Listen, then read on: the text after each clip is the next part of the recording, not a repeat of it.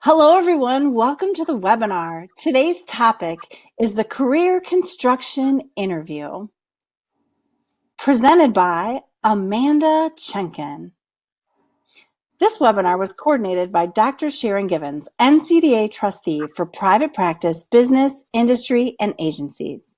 You're welcome to type questions and comments in the chat throughout the webinar, and Amanda will answer those questions later on during the webinar. And my name is Marie Smith. I'll be in the chat during the webinar today.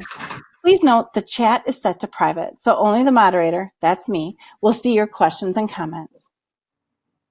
Let's get started. The Career Construction Interview. What is it and how to use it to help clients in their career journey?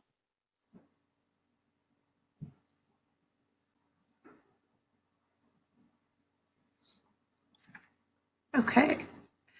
Good evening, everyone. Thank you for stopping by tonight. So as Marie just mentioned, I'll be talking about the Career Construction Interview and how to use it with clients on their career journey.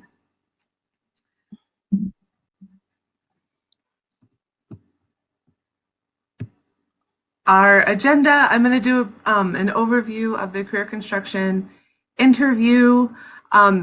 My experience has been that the best way to learn this and to start to understand it is through demonstration.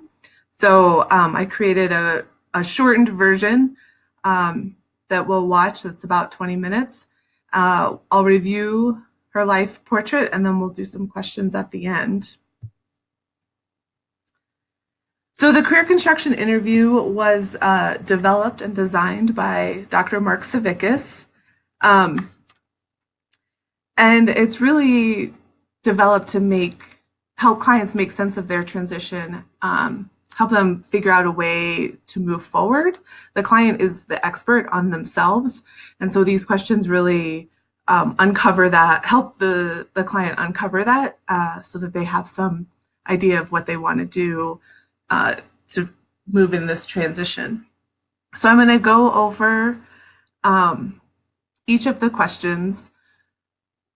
Before I do that, I'll just do a quick mention of this interview can be really used with anyone.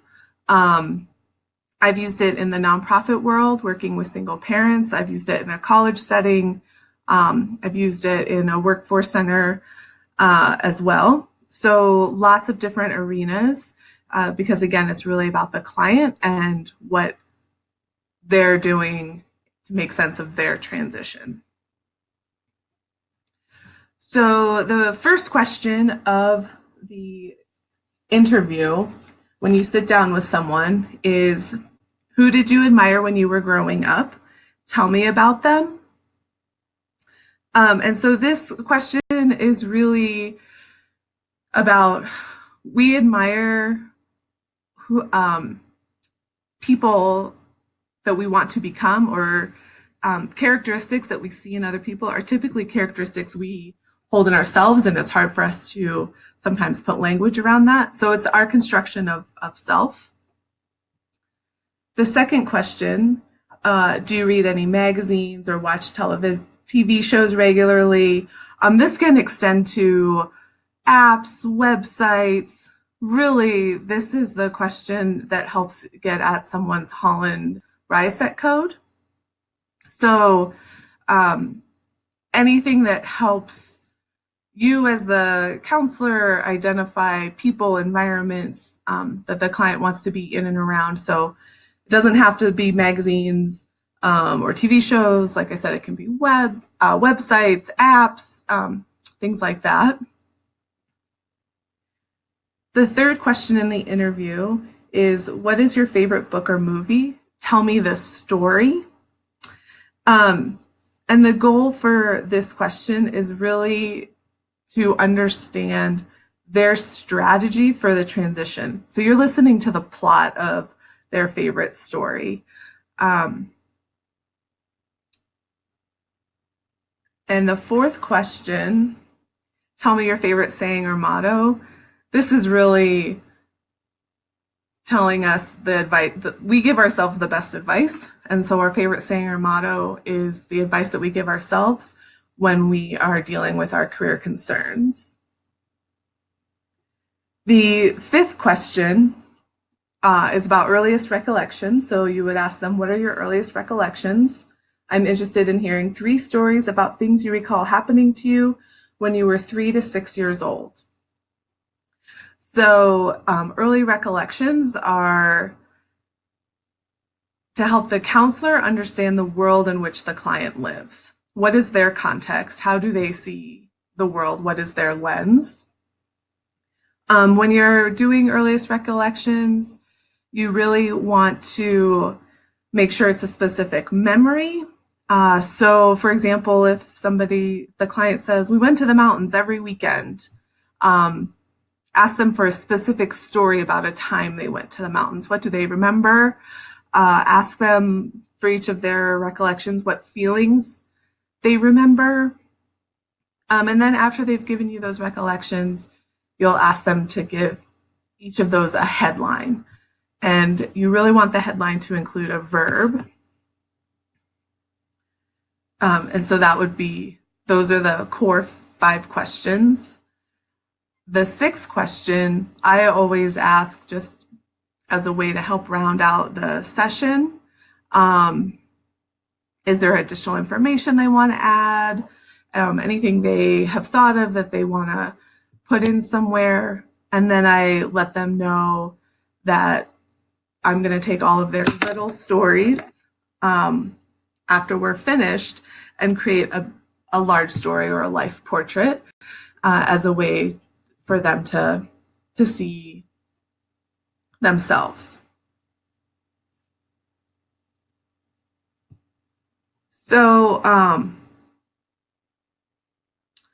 couple more things to add before we move to the video part is later on I'll put up the website. So the career construction interview and all of the accompanying materials like the life design counseling manual, the questions, and the worksheet to help you, the counselor, come up with the life portrait are all on a website by Mark Savickas called vocafer.com. And all of those materials are free. So I'll show a slide later on, but I just want to let you all know that those materials exist for all of us to access. There's a workbook version of this. So when I'm working with a client, I might ask them how they like to process information so that if they are somebody who is introverted, who really processes information internally, and likes to journal perhaps, then maybe the workbook is something I'll give them because that's designed to be able to be done independently. And depending on what they want or need, we can break it up as needed.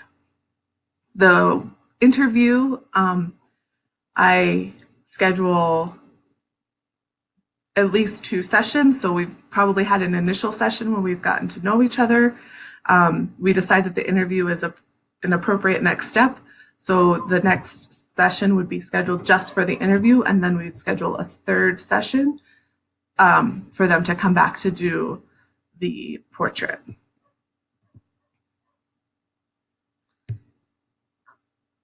So the video is 23 minutes long. So typically the questions do last a full 50-minute session. I did this with a colleague who is experiencing a transition. She's also very familiar with career construction interview. So we moved through it fairly quickly. There's a lot of note taking in the video. So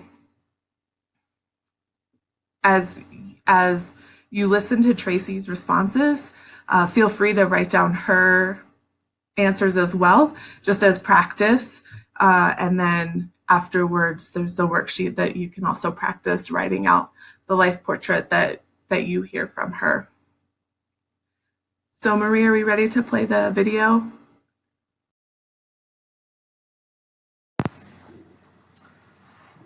So thanks for coming, Tracy. Sure. So as you know, today we're going to do the career construction interview to, as a way to maybe help you in this transition, things that you're thinking about. So how can I be useful to you as you construct your career? I think I'm just considering a transition. in my career, and I'm just not sure what that looks like. I don't hate what I do, but I don't know if there's something I would love to do more. And so I just kind of exploring that.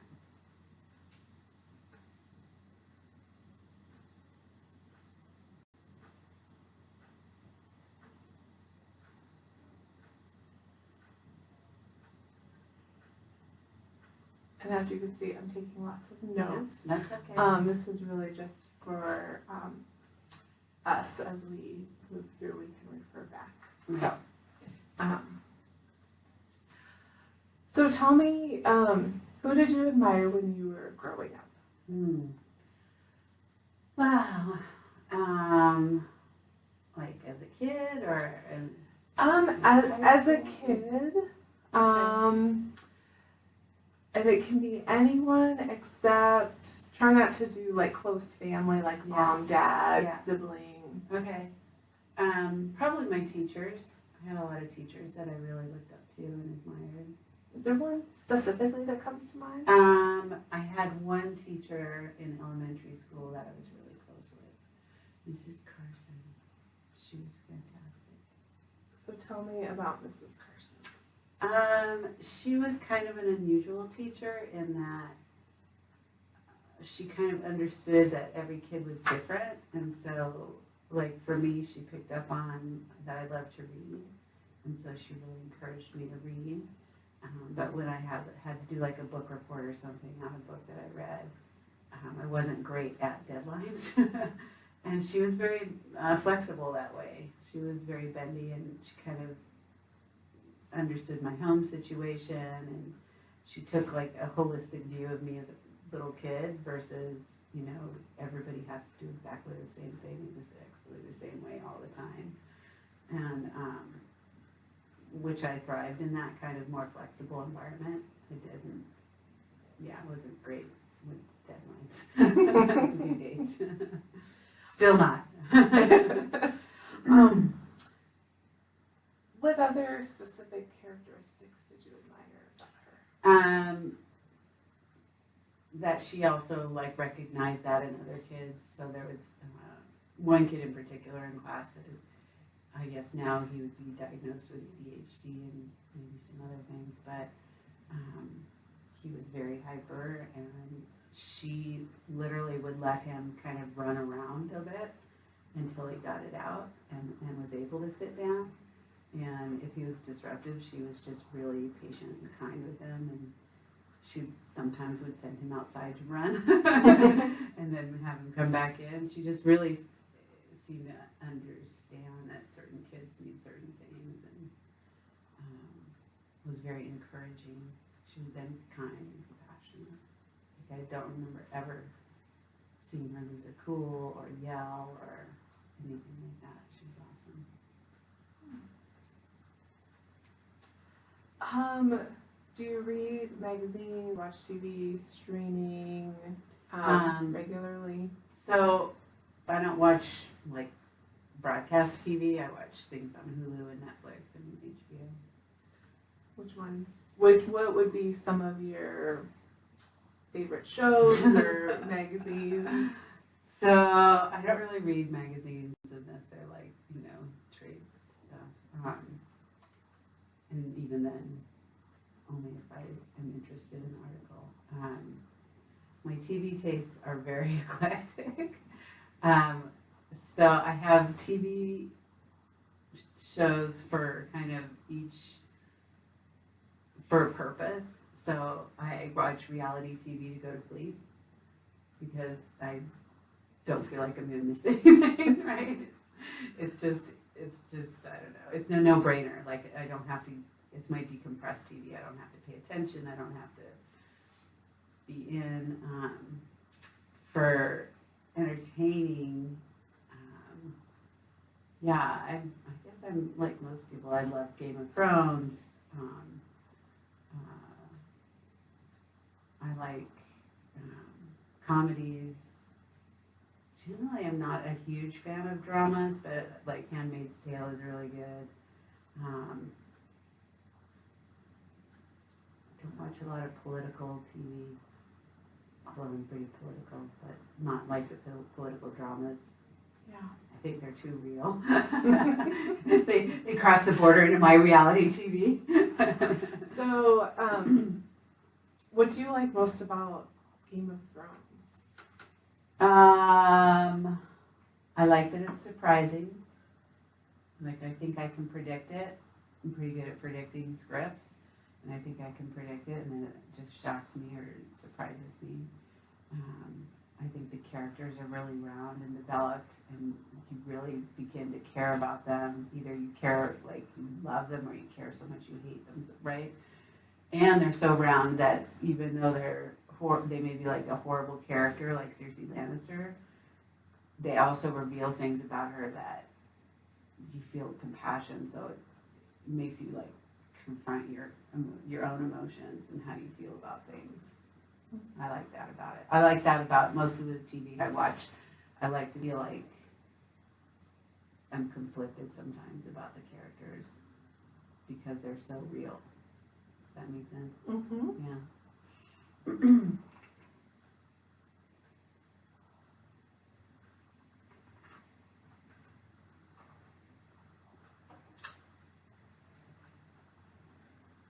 When you mentioned you like read like trade magazines and only if you're interested in an article, what kinds of articles are you interested in? So like the Counseling Today magazine, I would be interested in anything that discussed behavioral stuff, anything related to treating clients with autism in a counseling venue, because I'm interested in that. New discoveries. Not really into things about children. Children aren't my client base. Mm-hmm. So anything that kind of relates to what I'm doing, then I'm interested. Otherwise, I'm sure it's interesting content, but I just don't get to read it. Any other like websites you really love to go to, or TV shows that really stick out? Websites really. I think, I don't know, like the TV shows are kind of fleeting, right? Because you binge watch them and they're over, and then it's like, next, Yeah. So it's even hard to recall, like, what's the last thing I binge watched, and then I was sad because it was done. I just go through them and, What about Handmaid's Tale? again, the characters are just so round and, it's not predictable. It's a little frightening given our current climate, but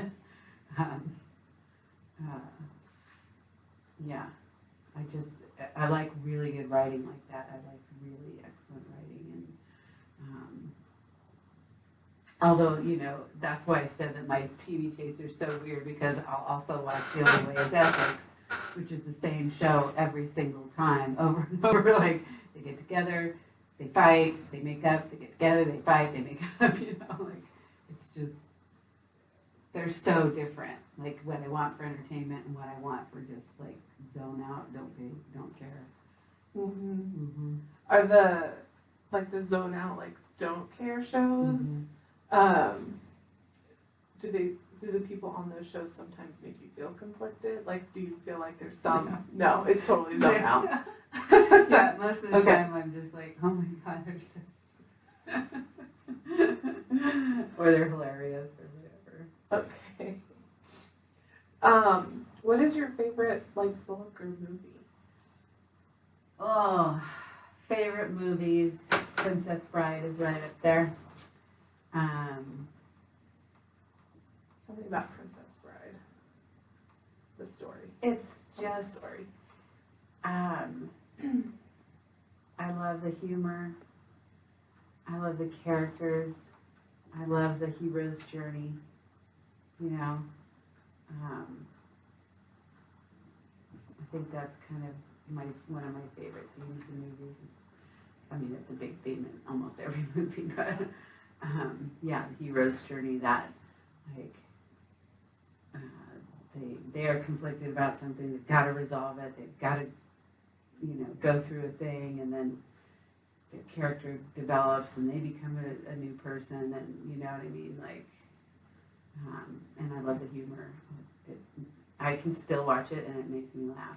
But movies the same, like, I also love The Jerk with Steve Martin. Like, I just think it's hilarious and funny, and like brainless stuff, and then also movies like Bohemian Rhapsody, where it just like gets you in your heart, and you're just like, oh, yeah. Will you, since you mentioned Princess Bride Uh-huh. first, and I can tell it's like probably a favorite, Uh-huh. will you like pretend I've never seen it Okay. and just tell me the story? Okay. So, the story begins where this sort of upper class girl falls in love with the stable boy. And, oh my gosh, I just drew a blank on what happens, why he leaves. I can't even remember why he leaves. Anyway, So he leaves. he leaves and professes his undying love forever and ever. And then he leaves, and there's this evil prince who wants to marry her. She's Princess Buttercup. Wants to marry her, and she hates him because he's evil. And he devises this plan. He forces her to get married, and then has her. They're going to get married, and he has her kidnapped, supposedly by this other country because he wants to cause a war, right? And the people he hires to kidnap her,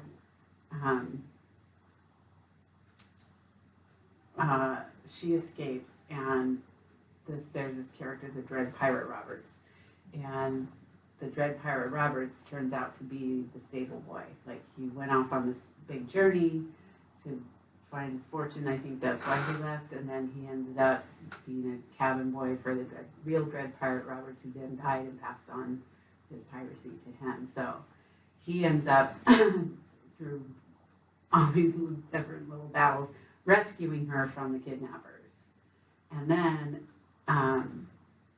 their quest is kind of to go back, and one of the kidnappers realizes that there's this man working for the prince who killed his father, and so they kind of team up to go back and do away with that guy and the prince as well, like reclaim the kingdom. And so it's this big long journey, and Wesley ends up being tortured to the point of mostly dead. And he comes back to life, and then they save Buttercup again, and they save everyone, and everyone's happy, and they end up getting married, and life is good. But it's just a really cool journey, and all these different characters and their own kind of personal battles and what they're going through, and how they help each other. And not usually like a huge fan of the "and everybody lived happily ever after," but in that case, it's so light. I like it. And yet, it sounds like there's lots of character development, which is what I like. Mm-hmm. Tell me your favorite saying or motto. Oh God. Favorite saying or motto? Huh. I think it changes all the time. What's the first thing that comes to mind today? Well, it's hard because Carpe Diem is right in front of my face. So, this is what I tell my students all the time: your past does not define you.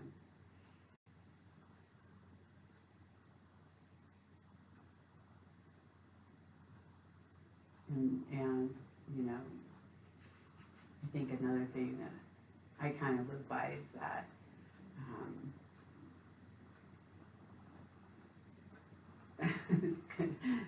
it's sort of like I never take no for an answer until no's the answer, right? So I'll push through even if somebody tells me no, not in an inappropriate setting.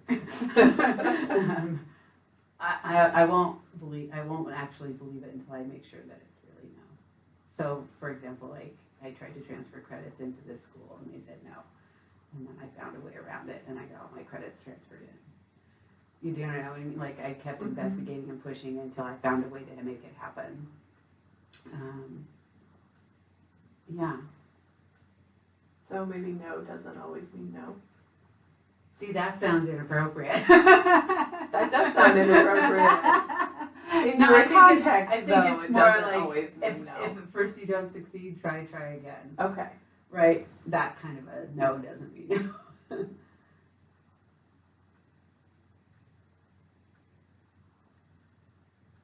That sounds better. Yes.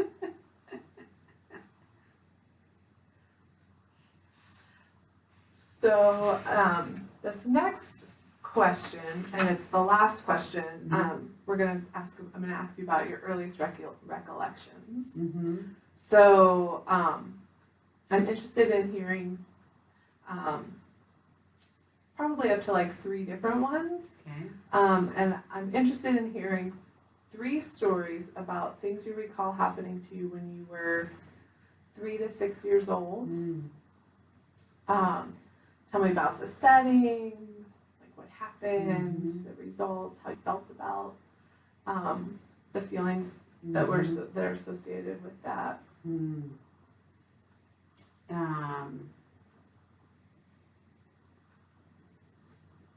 My very earliest memory is when we had a dog, a standard poodle that was my mother's show dog, which, you know, I didn't understand it. And it wouldn't stop barking, and I put a rubber band around its mouth to make it shut up. And I ruined her dog. Like I scarred its muzzle. And my mother, I don't think she ever got over that. I don't even remember if it worked. But it hurt the dog. Which, you know, I don't remember being cognizant of like, oh, I hurt the dog. I just remember getting in trouble for putting a rubber band on the dog. So I didn't do that again. And then,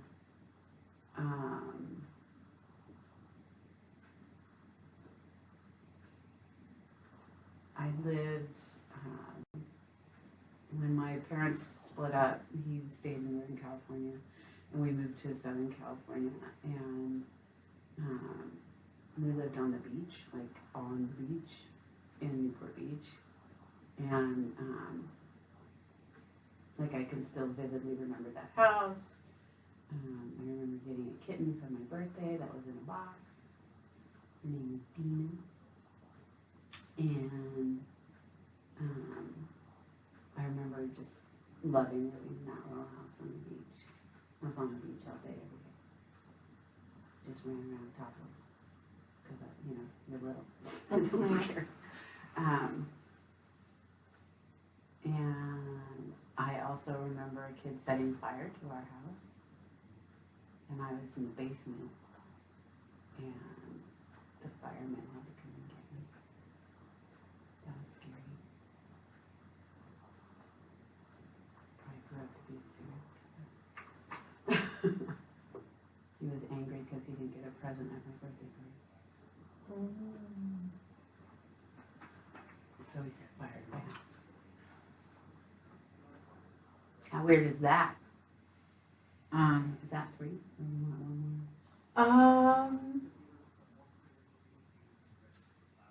That's. I remember that when I was little, before I started kindergarten, I learned how to read at a very early age.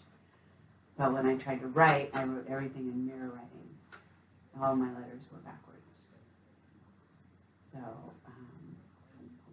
when I entered kindergarten at 4 years old, if you go to kindergarten at 4 years old, my teacher had to teach me how to write. Like I could read a book, but when it came to me writing the letters, it was all backwards. And so she had to teach me how to flip everything. What, feelings do you have that come up when you talk about that memory? About the writing. Mm-hmm. I thought I was really special.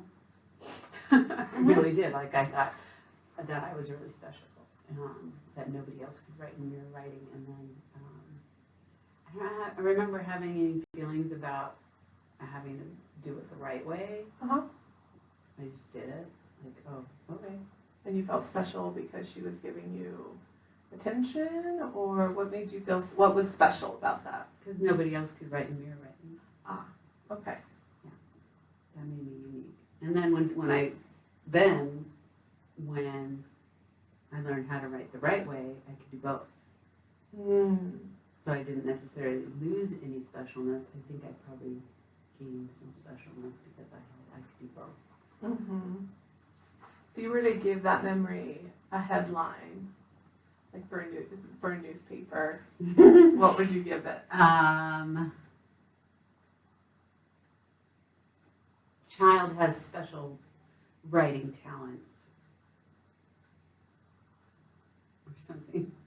Because that's how I felt. I thought I was just like, I'm uniquely special. Nobody else knows how to do this but me. Your memory about putting the rubber band on the dog. What newspaper headline would you give that? Child unknowingly destroys show dog. I mean, the dog lived, obviously. I couldn't go to dog shows anymore. It's not part of the standard to have a rubber band scar on your dog's muzzle. Right. Not in AKC literature. And the third memory about having to be rescued by the fire department because the kid set fire to your house. What headline would you give that? Fireman rescues trapped child in burning house. Or child trapped in burning house.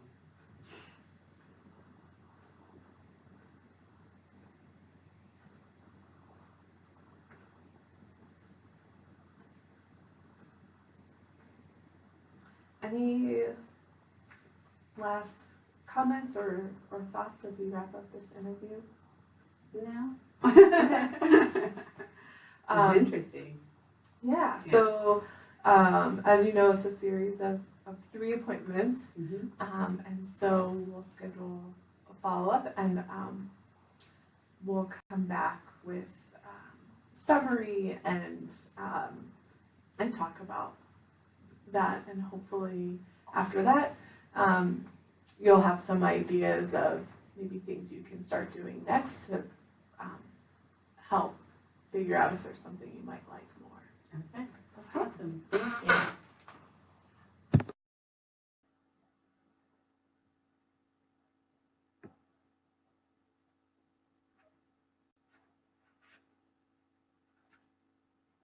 Okay.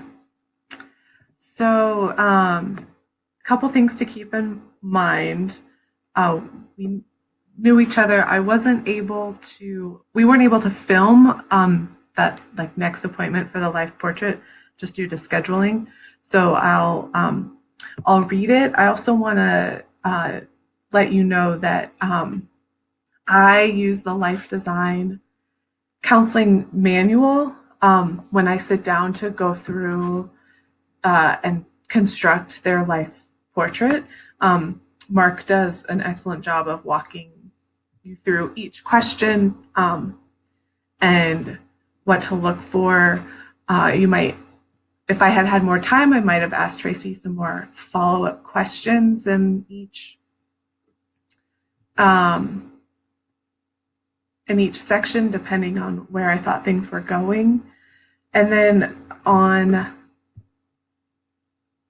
page 65 in the Life Design Counseling Manual, which you can get off of Mark's website on Bocafer, there's an outline to unify the life portrait, and also on the questions that you can get off of the site on the back side is another way to construct the life portrait. So for Tracy, this is what we came up with. In facing this transition, my underlying concern is that I may unknowingly destroy my career. It reminds me of my feeling of not knowing I was doing something wrong. To solve my problems growing up, I became flexible, understanding, patient, and kind. These attributes are important to me in my next position. They formed my character by turning scared into a special and unique person. Given the self that I have built, I like being around similar people who are well-rounded. If I adopt the script from my favorite story, then I will help people with their personal battles. The best advice I have for myself right now is your past does not define you, and if at first you don't succeed, try again. So since you've taken notes, you can go through the worksheet on the back to construct the life portrait that you might give back to Tracy. So this is the website I keep referencing, bocafer.com. So Mark Savickas has all of the materials on there that you can download for free.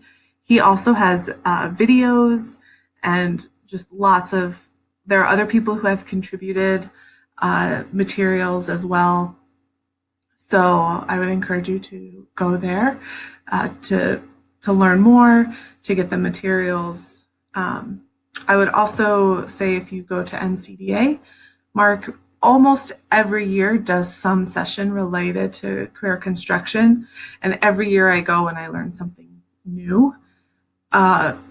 This year he commented that you can just ask what websites, magazines do you enjoy, and have someone's rise set code, and you can do that in like 15 minutes if you work in a setting where you have a really short amount of time. So things like that I enjoy learning when going to his sessions, and I can implement them in my own work.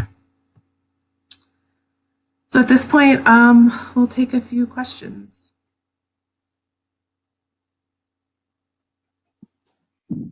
Thanks, Amanda. There are a few questions. Can you hear me okay?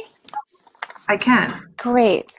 So this question says, in addition to career construction theory, what other theories do you use when you work with students and clients? I typically use, so career construction fits into life design counseling. Nancy Schlossberg's transition theory is another one I work with quite often, and I would say hope theory is probably my third favorite. Great. This next question says, tell us more about formal and informal assessments that you might use with your clients. So this tends to be the informal one that I go to because it's so flexible and we can gain a lot of information depending on what needs they have. I think interactive activities are good, so I use card sorts. Formal assessments, I've used MBTI and Strong. I tend to stay away from those because I have found, particularly in the college setting that I work in, that the tool that it needs to be becomes like a test and tell, and that's not my approach. So I tend to stick to informal assessments. Great. This person writes, do you have certain education, training, certifications, or credentials that you recommend for people that are interested in learning more about career construction interviews and additional tools? So my first introduction to career construction was in my master's program. I'm guessing, and maybe Marie, you have some insight, like the GCDF, or the new name that it's being called now, if that's something they cover. Do you know if they cover in the GCDF career construction? There are a variety of theories that are covered, and Okay. depending on the instructor that you have, it may be more in depth than others, but it's all career development theories are touched upon, or I should say most career development theories are touched upon. It is an important one. Mm-hmm. Yeah, so my learning of it was through my master's program, and then just going to NCDA and going to sessions. I think the great thing about this tool is you don't have to have a certification to use it. I think Mark designed it so that those of us who are in these roles can use it without a lot of formal training. And that was actually someone's next question was, is there a certification program to use career construction interview? So it sounds like no. No, there is a Career Construction Institute every summer that does with his faculty staff, and I went to that in 2017, and it was amazing, but it's not a certification that is required. So great. This person writes, do you have additional websites that you would recommend? They said they're familiar with the one that you provided and they like it, and they're curious about other websites you'd recommend that they visit. Oh, I'd have to think about that. Specific to career construction, that's pretty much what I use is Vocafer. And depending on other topics, I'll have to think about some other websites because there are many for just career in general. Okay. If anyone else has questions or comments, go ahead and write them in the chat and we'll share them with Amanda.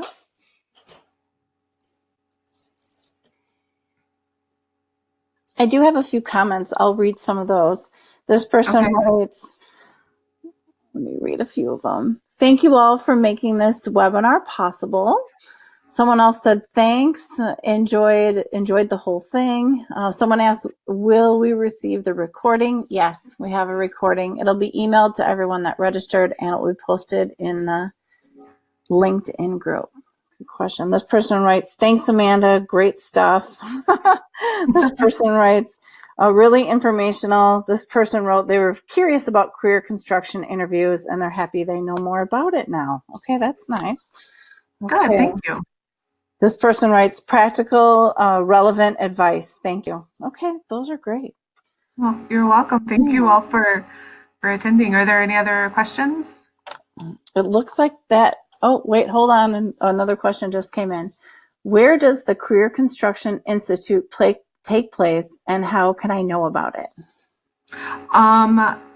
If you, so I'll refer to Vocafer one more time, and at the very top, they call it like Career Construction Network, and it's a link directly to that site that they have for specific to that. Great. This person writes, thanks so much. This person writes, great information. And then several people saying, thank you. Great job, Amanda. Thanks so much. Good information. Okay, good. And I think that concludes the comments and questions. So